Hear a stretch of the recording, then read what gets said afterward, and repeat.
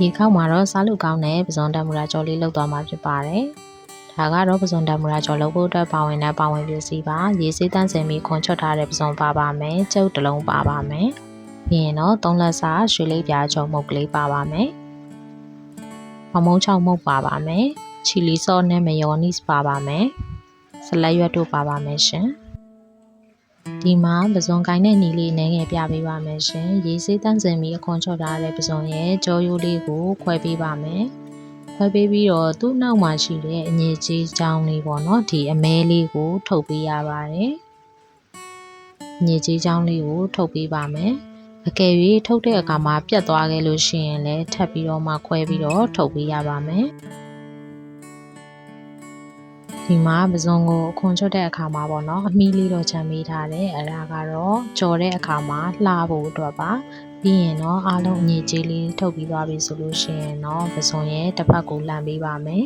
လှန်ပေးပြီးတော့သူ့ကိုအဲ့မှာအကျော်လေးတွေရှိတယ်ပေါ့နော်အရာလေးတွေအရစ်ကလေးတွေရှိတယ်အဲ့အရစ်ကလေးတွေကိုဓာလေးတွေနဲ့နည်းနည်းလေးဖြတ်ပေးရပါတယ်အပြက်ကြီးဖြတ်တာမဟုတ်ပေါ့နော်နည်းနည်းလေးဖြတ်ပေးရပါတယ်သူကဘာလို့ဖြတ်တာလဲဆိုတော့ပဇွန်ကြော်တဲ့အခါမှာပဇွန်ကကွေးမသွားအောင်လို့ဖြတ်တာပါ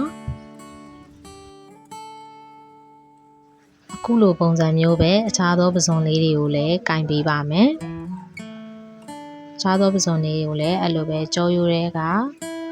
အငြိကြီးချောင်းကိုထုတ်မယ်ပြီးသွားရင်တော့အရာလေးတွေရှိတဲ့ဟာလေးတွေအကျော်လေးတွေကိုလှီးပေးပါမယ်အဲ့လိုမျိုးပဲလုပ်ပေးမယ်ပေါ့နော်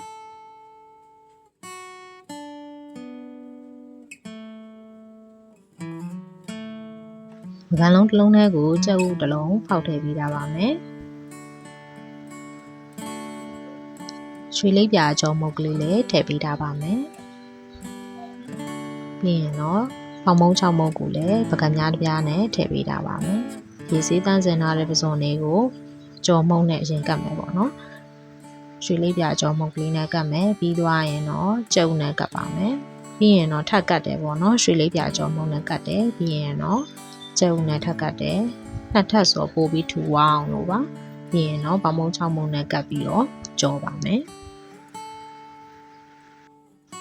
စီဆူလာပြီဆိုလို့ရှိရင်တော့ပဇွန်လေးကိုစကြော်ပေးပါမယ်ပဇွန်လေးတွေကိုထည့်ပေးပါမယ်ထည့်ပြီးတော့ကြော်ပေးထားပါမယ်တစ်ဖက်ကို